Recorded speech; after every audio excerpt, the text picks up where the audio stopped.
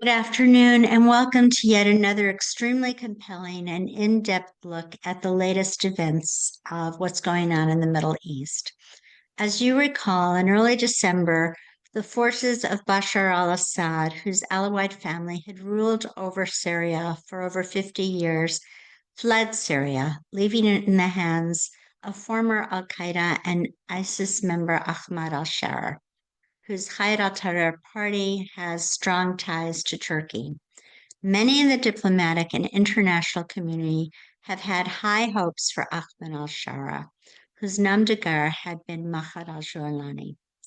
Images have been flashing across our screens in recent days of Bedouins and members of the Syrian government forces humiliating members of the Druze minority group in the Suwayda province. An independent monitor says more than 100 Druze have been killed in the fighting. The new government has sent in forces to quell the fighting. Apparently, there's been a long-standing suspicion among the Druze of the surrounding Bedouins in the area for many years. This is beginning to break down along sectarian lines, and the new government in Syria is trying to project its authority. The Druze have a great deal of distrust of a government which is largely dominated by Islamists. In Israel, we have a Druze community that's approximately 1.6% of the total population, comprising about 150,000 people. The Israeli Druze have been extremely loyal soldiers to the state of Israel, and there are cemeteries full of graves where they have given their lives in defense of the Jewish state.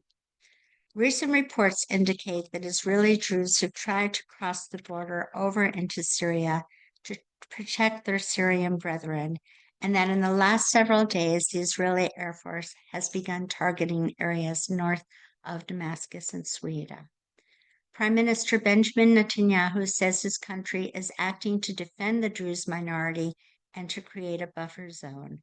Unfortunately, civilian bodies have begun to pile up. There have been reported arson attacks and looting. Within the Israeli cabinet, we have had an array of strong opinions about Ahmed al-Sharaa. Diaspora Affairs Minister Amichai Shikli went so far as to call for Ahmed al-Sharaa to be eliminated, quote, without delay. Meanwhile, in Lebanon, the IDF has been hard at work bombing the Radwan forces of Hezbollah, dismantling weapons depots, terror hubs, and tunnels in the Bekaa Valley to prevent Hezbollah from establishing itself there. There is no better person, I think, on the planet who knows the issues of what is happening just north of Israel's borders than our dear friend Sarit Zehavi. Lieutenant Colonel Sarit Zehavi is the founder and president of Alma, a nonprofit and independent research and education center specializing in Israel's security challenges on its northern border. Sarit has briefed hundreds and hundreds of groups and forums ranging from U.S. senators, congressmen and women, politicians, to senior journalists and visiting VIP groups in Israel and overseas. Sarit scripts numerous position papers and updates focusing on Lebanon, Syria, and Israel's national security challenges. She served for 15 years in the IDF, specializing in military intelligence, holds an MA in Middle Eastern Studies from Ben-Gurion University, and is also a member of Forum Devora, promoting the equal representation of women in key decision-making positions in the fields of national security and foreign policy. I have had the pleasure of accompanying Sarit on some of her many visits to Capitol Hill, and she is a treasure trove of information. Her unique achievements has led her to be selected by the Jerusalem Post as one of the top 50 most influential Jews of 2021. Sarit lives with her family in the Western Galilee. Please, Sarit, if you can help us shed some sunlight of what is going on in Syria first, that would really be a tremendous help to all of us. First, thank you very much for this opening. I think everything you said about the current situation is very accurate. And we are picking our words to try to describe what's going on because there is a lot of disinformation around. I want to start actually from a little bit of a personal note here, since I live up north and I have many Druze neighbors. And, you know, when we had a meeting here at the Alma Center on Monday morning, we saw the first reports coming out that there were riots between the Bedouin Sunnis and the Druze in southern Syria. And I asked my staff, okay, when should I expect all the roads in the north to be blocked? And it happened just the next day in the morning. Part of the Israeli decision to join this and to defend the Druze of Syria are deriving from the very prominent and central stance of the Druze in Israel. Even though, as you mentioned, they are a very small community in Israel, they are very influential. And last time there were riots between the Druze and the jihadi forces of al-Jawlani. They blocked the roads, and they did it again now. It means that all of northern Israel is basically blocked, and we couldn't travel. The roads were just shut down. The police didn't open them. It just directed drivers to alternative roads, which means many hours on the roads. Israel is a small country. You don't have too many options. This is a little bit of sharing with you the implications of the, you know, our daily lives here that people hardly know when we speak about what's happening in Syria. And so just to share this small note with you. I want us to start from something very basic that it's important for me to emphasize. This is not just riots between two militias or two types of militias in Syria, Sunni, al-Jawlani affiliated militias or Ashara, whatever you want to name him, and the Druze militias. It's actually between two ideologies, okay? Those guys who attacked the Druze in southern Syria are jihadists, are radical jihadists. In one of the pictures, I saw one of them with a patch here of Al-Qaeda or of ISIS, I don't know, one of them. Those jihadists believe that the Druze are infidels. This means that they believe that the Druze should be not only humiliated, as you saw in the videos, but actually should be executed, that they should be fought against. And I think this is the base to understand why Israel had to rush and help, why there is such a bold demand from the Israeli Druze leadership, from the state of Israel, to come and help. But even though everything I've just said, the reality is even much more complicated than that. And I want to drill down to all the details for you to understand. And the first thing I want to say is that, surprisingly enough, we have 3 different opinions among the Druze in Syria.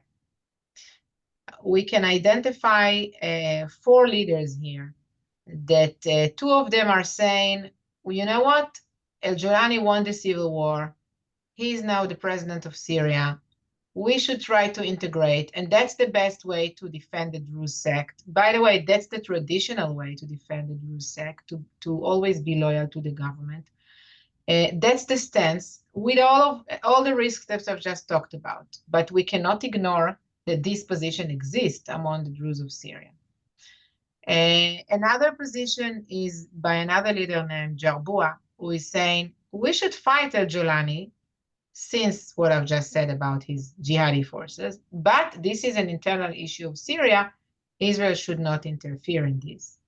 And the third one is al-Hijri, who is saying, no, we should fight him. He's a true threat to the Druze of Syria, and I'm calling Israel and international forces, whoever they are, to cross the border, join us and defend us. 3 different opinions around one issue, while the leader of the Druze in Israel, who wants to position himself as the leader of the Druze period, not only in Israel, is calling Israel to get involved and calling his own people, the Druze of Israel, to cross the border and join the fightings. Okay, so this is just from the Druze point of view. Basically, if I'm putting all of that together, the Israeli government made a promise, and that's why we didn't have a choice. We made a promise a few months ago that we will defend the Druze minority in Syria if it will be attacked. And this promise was made due to our commitment to the Druze of Israel that we will help their brothers and sisters in Syria. And it was important for us to send a clear message that we are doing that. As you said, the Druze of Israel are partners here, and our relationship with them are very important. The dilemma in Israel was how to assist them with maximum effect and minimum risks. And you understand that it's all choosing between a bad option to a bad option here. Minimum risks internationally, but minimum risk also to Israeli forces. And that's why the decision was made not to send ground forces into Syria, not to send IDF brigades or divisions into Syria, for now at least, but to act by the Air Force. And by the way, before the Air Force, during those months, since February, we do assist them with humanitarian aid, with making the connections closer between the Druze of Israel and the Druze of Syria, with visits of sheikhs, sheikh mean clerics, Druze clerics that came to Israel to visit holy sites. Yes, there are holy sites in Israel also for the Druze sect. And so we did some things to become closer to the Druze of Syria and to assist them in those months between the two incidents, and also before the first one. The airstrikes were against the forces in Suwayda, meaning in the Druze area that was attacked. Strict attacks against the forces, the jihadi forces were attacking the Druze, but also strikes against what we call symbols of government in Syria, in order to send a clear message to Ahmed al-Shara that he is responsible. He is saying he is responsible. Fine, he is responsible. The most prominent attack was today against the center of the military leadership in Syria, the headquarters of the military leadership in Syria. It was not completely destroyed. We know how to completely destroy these kind of buildings, as clearly you've seen. But there are casualties there.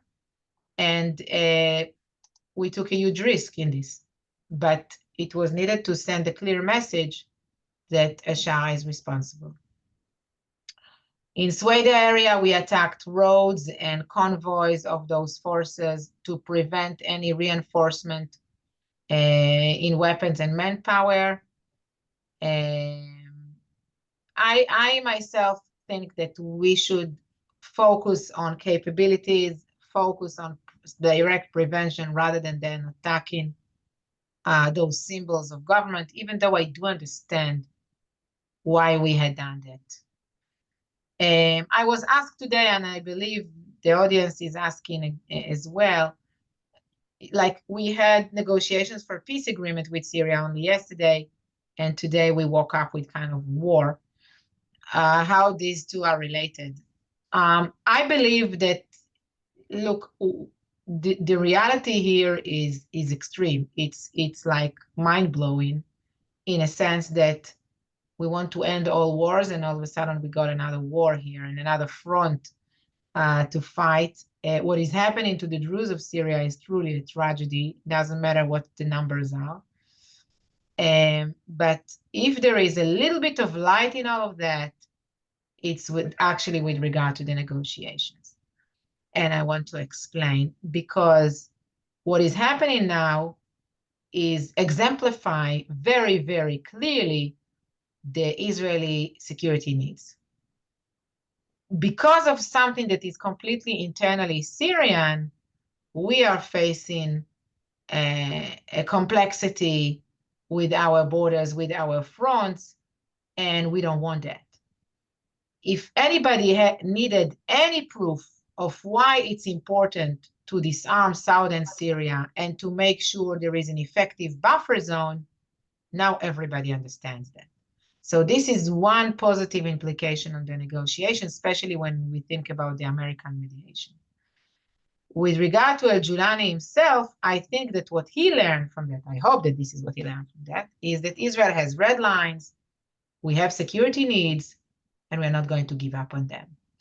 So maybe what is now happening is actually putting Israel in a better position with regard to the negotiation that will enable us to get a better agreement. Because I must tell you that in all the past month, and especially after Trump and Julani meeting, I was like very much willing for peace, and I always said that I will be on the first bus to Damascus because my father was born there. But at the same time, I was very much worried about the price that Israel may pay for this agreement, because al-Julani demanded that we will get out of the buffer zone and that they will stop the attacks in Syria. And what do we get in return other than some kind of a nice statement or a security cooperation with somebody that we are not sure whether he's a true jihadist or he just doesn't control his jihadist militias? I don't think there is a difference. In both cases, it's a problem. And that's why I think that what is now happening clarifies and exemplifies very, very clearly to the Americans that no, we cannot just take off the sanctions, sign a peace agreement, and there will be magical peace in the Middle East. Things are much more complicated, and it's truly important to make sure that al-Julani militias are respecting the minorities in Syria, and that al-Julani truly controls his radical militias, because I truly doesn't know what's going on in his head. All I know that he is Al-Qaeda leader in Syria, that he is a true radical believer. He is part of the ideology of the Muslim Brotherhood. And whether he's following the Saudi or the UAE model or following ISIS model, I don't know. Right. That is a wonderful summary. I have to tell you that, you know, I am of the trust but verify school of thought, and it's only been 6 or 7 months since Jelani has gained control of Damascus, and we, are looking at the price. You're looking at where he came from. Once you're a part of Al Qaeda or ISIS, does one put on a suit and tie and just shed their ideology? Um, and so I think, a lot of people have made the same mistake over and over again when it comes to Middle East foreign policy since Oslo. They are so anxious for peace, and of course, we're all sick and tired of war. Of course, you ask any people who are in the IDF and all of the reservists who've, served for 300, 400, 500 days, they're exhausted. Yet, we cannot be so war weary that we rush into things. And what is the price? I think Jelani wants at least a third of the Golan Heights. And I cannot see Prime Minister Netanyahu, as long as he remains prime minister, which is a whole other question, but I can't see him agreeing to that. I think that is part of the buffer zone that Israel really requires, and right now there have been people and, Metula and all sorts of northern communities that are still not feeling safe going back.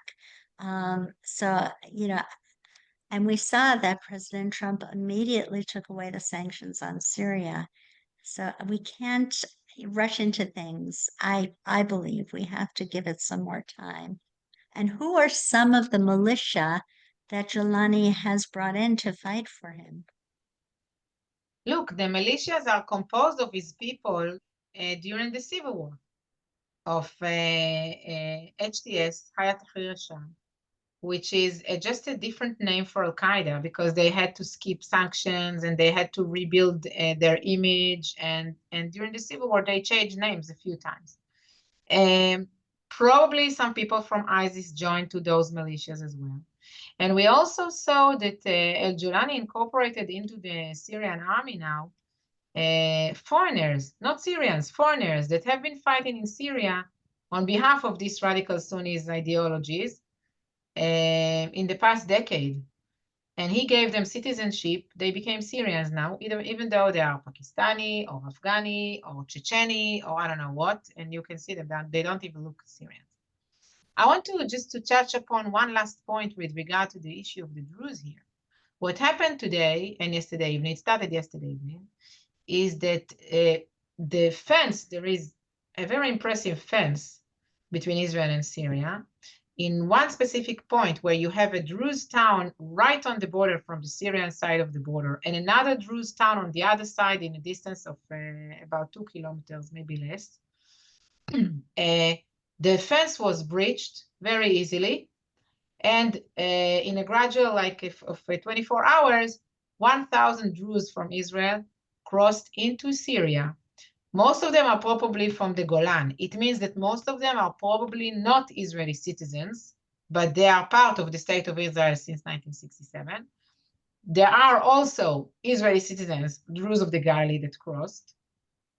It means that we are now sending officers to bring them back, even though they are not getting deep into Syria just next to the fence. This is risking our forces to bring them back. They went to the Syrian side, to a Druze town on the Syrian side, as I've mentioned, less than 2 kilometers from the border, which used to collaborate with Hezbollah during the civil war. Okay, this is where they had dinner yesterday and lunch today. And from there, they have to drive 60 kilometers to Suwayda, to the south, in order to help the Druze over there. In those 60 kilometers, we have radical Sunnis that are waiting to kill them.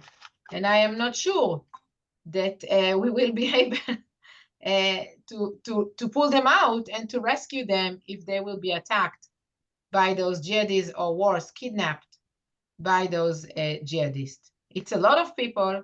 It's truly a problem. And the Israeli government called them not to cross, not to go there. They were not sent by the Israeli government. They did that because the Druze leaders in Israel called them to do so. And they are just risking their lives. I don't see how they are going to make a difference in those battles. So you see, this is like a complication on top of another complication here. Druze religion is a very mystical, secretive religion, kind of broken off from Shia Islam. And I know they show allegiance to whatever country they're in. So part of me understands and appreciates the Israeli action to try to help the Druze citizens of Israel. Yet many of these Druzes had been loyal members of Syria. So there's a dilemma here. Could you help explain, how much of the Israel Armed Forces and ammunition and power is it worth it for Israel to invest to help the Druzes? I think that what we had done until now, with regard to the airstrikes, and also with regard to the humanitarian aid that was transferred to Syria in the past few months, is helpful. As we speak, there is a ceasefire there. We don't know how long it's going to last, whether 24 hours or 24 days or 24 months. We don't know. As I've said, I think that the only way to do it is to analyze capabilities and to neutralize capabilities of those militias. We had done that, but not completely. And I believe we need more time to understand where those militias are, where their bases are, how do we do that. We targeted some of the main roads to block them from coming into Suwayda, etc. As I've said, I think that it was important for us to interfere, but we had to be very specific with what exactly we are doing and how we are doing that. Right. Okay. So people have asked, do not the entanglements with Turkey under Erdogan the Islamists and Qatar outweigh the red line of no military encroachments below Damascus. Are we feeling, especially since Jolani has these strong attachments to Erdogan and Turkey? I don't have enough information about the Qatari involvement currently in Syria. Clearly, there is a collaboration between Qatar and Turkey around that, but I don't have enough specific information. As for Turkey, Turkey was the one who equipped and trained and supported economically the whole northern district of Syria, where Erjolani was actually stuck in with other rebels groups for a few years since the rebels lost in Syria in 2018, which enabled him to control this area with the Turkish assistance. And then when Assad became weak, to launch the campaign and actually win a war that was not won for 15 years, win it in 3 days. Part of the key to this success was the Turkish, not all of it, but part of it was the Turkish support in these places. Turkey is trying to adopt or to bear hug Syria with establishing military presence and bases. Yet I cannot say that we've seen massive convoys of weapons other than what we have seen in the past years, because there is Turkish presence in Syria, in the north, next in the Kurdish areas, like to create a buffer zone between the Turkish border and Syria in the Kurdish areas. There are areas that we know for a few years that Turkey is there. It's a Turkish affiliated area. But if you ask me whether they already got boots on the ground in Damascus in massive ways, I'm not sure we are there yet. I believe they want to be there. Erdogan view himself as the new emperor, not as a ruler of Turkey, but definitely as creating Turkey as an area of influence. It's creating Syria as an area of influence for Turkey. And this is a problem since, if Iran was the radical Shiites, no doubt that Erdogan today is leading a line of radical Sunnis, which I'm not surprised, but, those who know Erdogan shouldn't be surprised. But no doubt that his expressions became more and more radicalized in the past few months, comparing to what we've seen in the past. And yet everything we've seen in the past was radical as well. Okay, this is what I'm trying to say. Right. So, that's why for me, we have got to wait before jumping into bed with negotiations with Syria, because we know Erdogan wants to create a foothold in Syria. And he has had horrific comments like, first Damascus, then Jerusalem. He's compared Prime Minister Netanyahu to Hitler. We're very, very happy that this Iranian corridor has been cut off. Yet, are we trading the devil for Satan? We're not really sure. So, Look, I am saying that it's even worse, because if this Satan will decide within a few years to go against us, we will face Western weapons, not old Russian, Iranian weapons. Right. And we will face Western technologies. And that's why I've said, I want to see normalization with Syria, or any signs of normalizations that we're talking about, the security agreement. Fine, I'm for all of that. I think it is realistic to do it, especially because Trump is full power on that, and I appreciate those efforts. But I just say that we need to make sure that Syria is not developing capabilities that can threaten the state of Israel in the future. I think that the fact that Turkey is a member of NATO is actually an advantage. It's not a disadvantage, and I will explain why. Since we are not, I'm saying that as an Israeli, we are not interested in fighting Turkey. We have enough fronts, as I've said. We are already fighting 7 fronts. We are interested to find a way to bring Turkey back to what it used to be for us. The only way to bring it back, in light of the fact that its leader is totally not at the same page, is NATO. That's the leverage of pressure that we have to make sure that Turkey is not going to a very problematic direction of supporting terror against Israel, etc. That's the only way. The problem is that this leverage is not being activated. Exactly. I haven't seen any evidence that NATO has done anything to try to rein in Erdogan and Turkey as they're going off in the direction of the Muslim Brotherhood. And, you know, hopefully, inshallah, there will be free and fair elections, but I don't see that happening. You know, we need another Ataturk revolution in Turkey. Yeah. Right.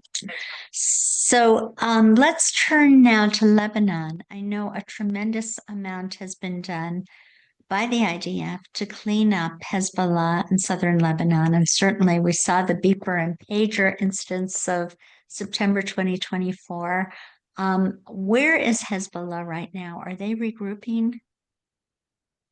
Yes, Hezbollah is completely invested in the project of reconstruction.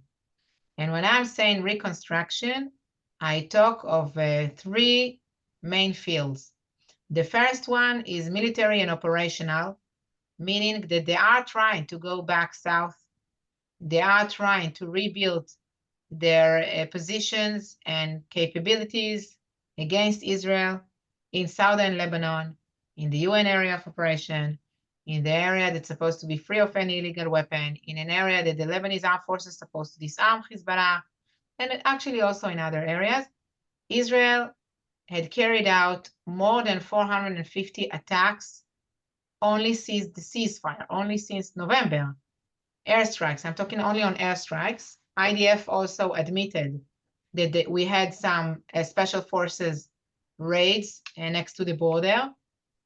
All of that in order to prevent the violations of Hezbollah whenever we identify either a movement of military operatives or a new weapon depot or storage, we attack it.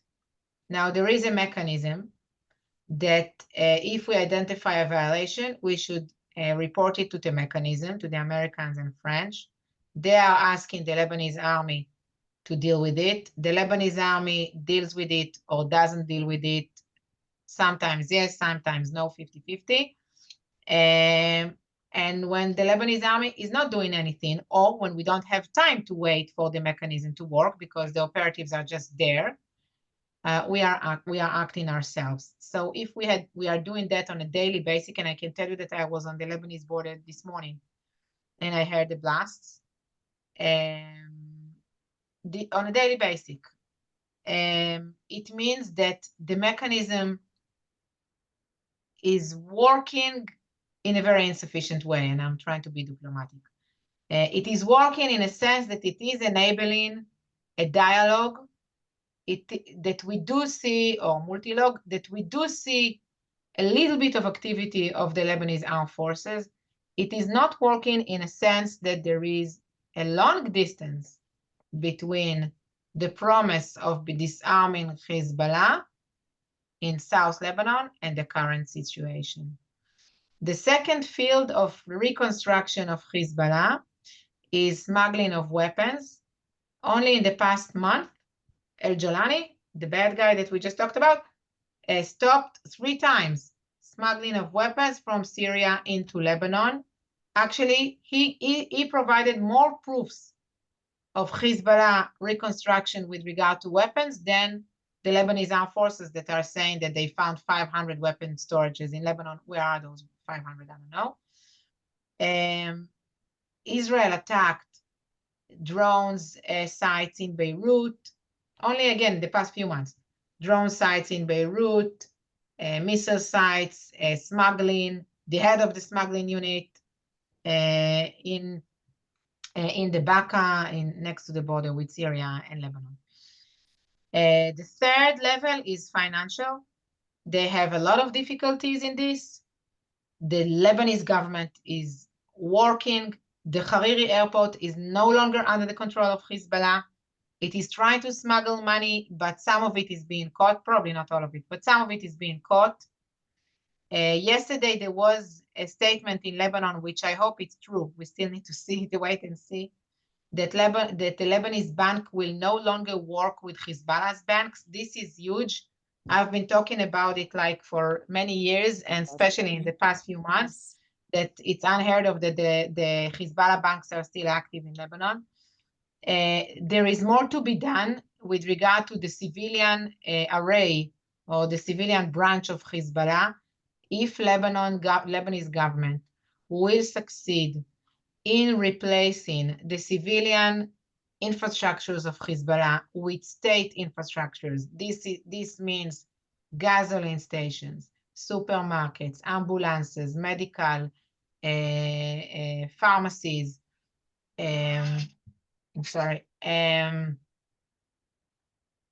schools, youth organizations, all this huge infrastructure of Hezbollah that is actually buying the support of its own base. If this will be replaced by the government, there is a hope that something will change.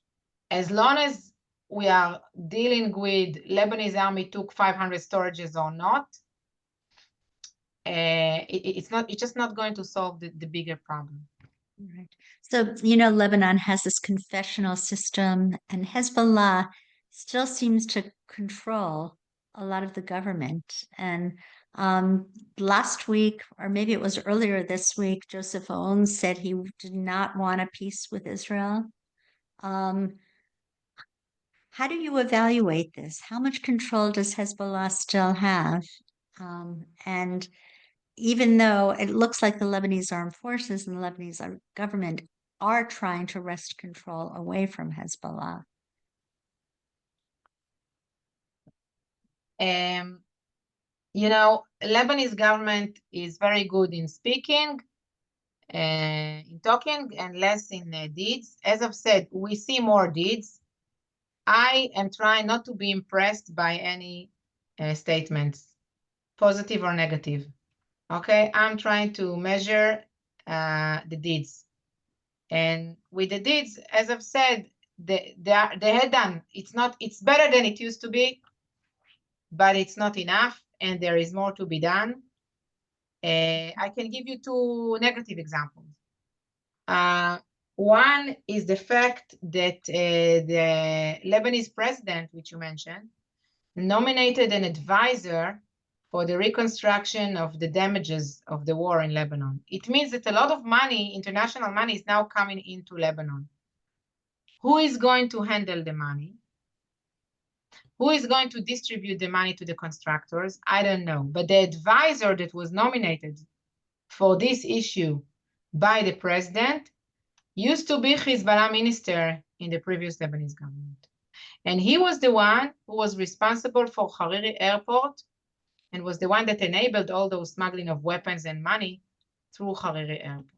I want to make sure that this guy is completely away of the political system in Lebanon rather than becoming the special advisor for the president.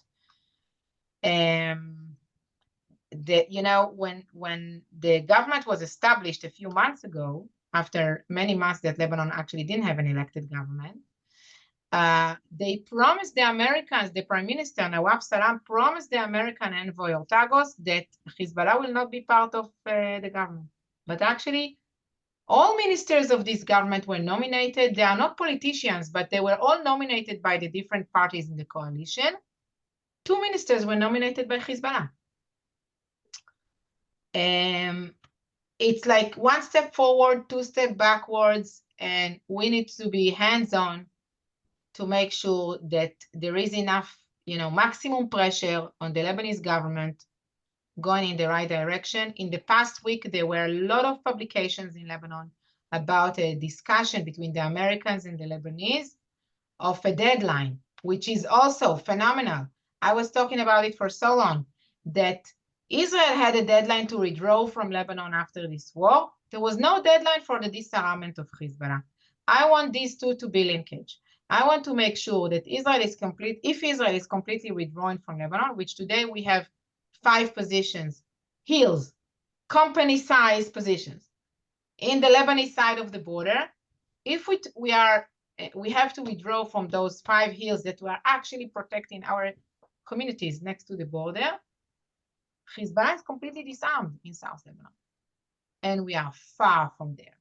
We're just not there yet. Right, right. I know that we had an earlier webinar where I showed you some pictures that my son-in-law took of the rocket missile launchers and truckloads, that he and his fellow IDF soldiers took from inside bedrooms where there were these benign little pictures of Mickey Mouse and Donald Duck. And everyone was saying, no, there are no weapons here. So we don't know how the job is going to be done. I know that the IDF has been working incredibly hard. And as you say, one step forward, two backwards. So when do you feel the people who are living close to the border with either Lebanon or Syria will feel comfortable going back to their homes? So let's start from the Lebanese. It's 2 different stories. Let's start from the Lebanese border, Israeli border. There we had 60,000 Israelis who were evacuated. Last March, the educational system was open in those places and attracting the Israelis to come back. We had 60% that came back, but in different amount in each community. You had communities of 100% and communities of 10%, okay? Today, the school year ended 2 weeks ago. It means that more people are coming back during the summer. So I don't know what's the numbers like specifically today, probably more than 60%. I think that the true test would be within a few months if we will see people selling the houses. Because remember, people are coming back because they don't have any alternative economically. The compensation were stopped. They cannot pay 2 mortgage. How many will sell the houses? It's a question. Yet, and I'm saying that from the most personal point of view, many people want to go and live in those places. Many Israelis want to go and live in those places. While we don't have new neighborhoods there, it's going to take a long time until we'll be able to establish new neighborhoods there. But people want to buy houses in those places because Israelis understand that we need to settle next to borders if we want to defend the state of Israel. This is part of our existence. And I think this is a Zionist value that now we are reliving, we're reviving again. And it's really impressive to see this spirit among Israelis that really want to come and actually replace those who are afraid and want to leave, which I totally understand as well. I can tell you that we feel that the situation on the Israeli-Lebanese border is the safest it's ever been comparing to previous years, because truly Hezbollah has a lot of difficulties in coming back. Is it going to stay like that? That's why I'm here.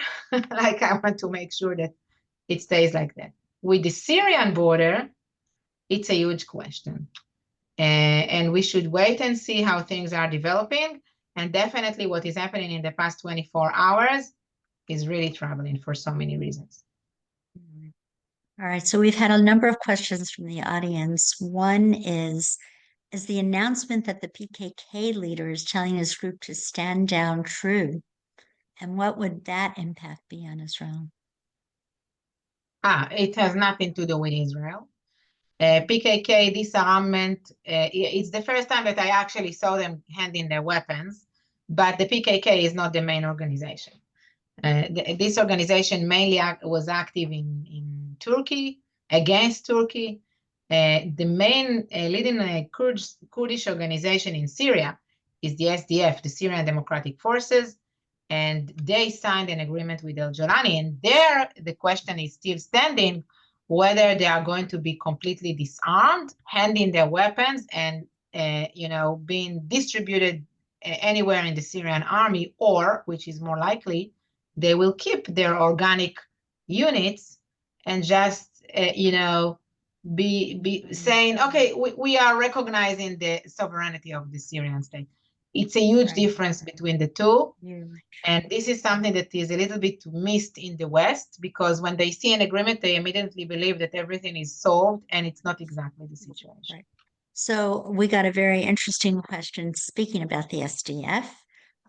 Tom Barrack, the U.S. Special Envoy to Syria and Turkey, is pushing this agreement between the SDF and the Syrian army.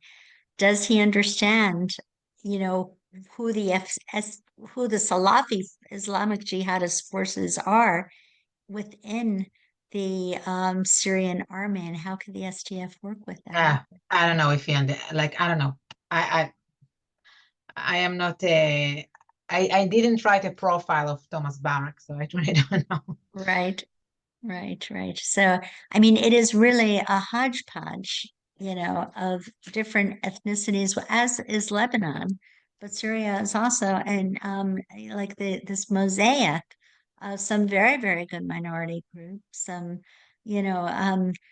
Maronite Christians, and both some, the Alawites, I think, are being brutalized, and we can understand the years and years of resentment because the Assad family was, Alawite. But, who is next? Is this going to be like dominoes from one ethnic group to another that Jelani's forces are going to show their wrath against? I don't know, but when you see some of those pictures, you see the pictures of the humiliation, people having their beards shaved and being Not beards. humiliated. They were okay. Those radicals believe that beards should be long and mustaches should be shaved. Right. The Druze believe that the mustache is a symbol of honor and respect. And that's why shaving the mustaches of the Druze is a symbol of humiliation.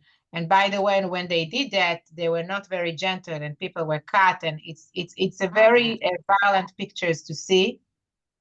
Shaving those beards by those jihadists. Syria is a state of, it was supposed to be a confederation of minorities.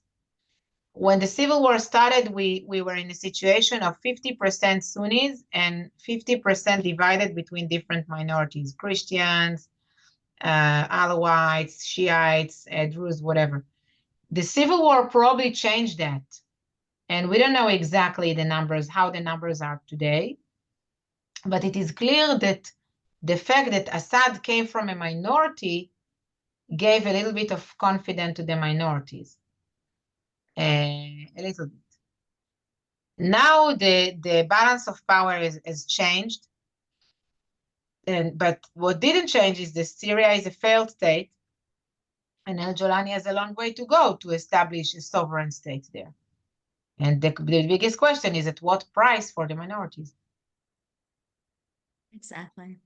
I mean, those pictures of shaving the mustaches brought back those horrible images right before the Holocaust and it's really a problem. I don't think, my own advice is for Israel not to rush into any peace treaties where they're going to have to give up something tangible, land, and defensible borders. I think the lesson of Oslo, the lesson of the Hitnakut and of October 7th is that Israel needs defensible borders and a buffer zone, between themselves and their neighbors.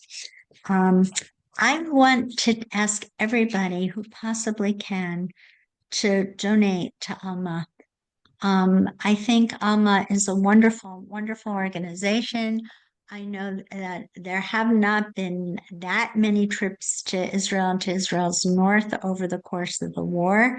I know there have been some congressional delegations, but please go to https://israel.alma.org/donate, or just go to israelalma.org and you'll find it on her website.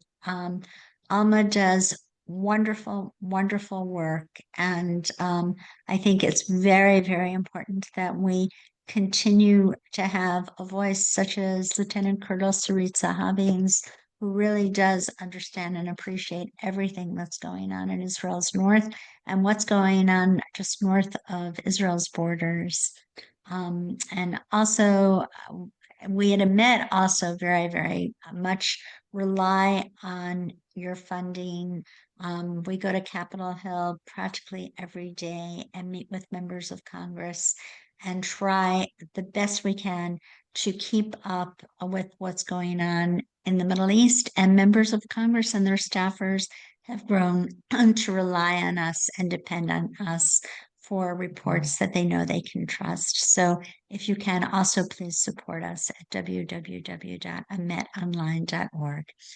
Thank you so much, Sarit. I really rely on your wisdom and your updates. You're an absolute gem. And let's hope that you will continue to prosper and flourish and spread your knowledge. Thank you very much. Actually, I wish that one day will come and we will not need Alma Center and we won't have security challenges here. Wonderful. Wonderful. Inshallah, as they say. Thank you so much. Take Thank you. care. Thank you. Bye.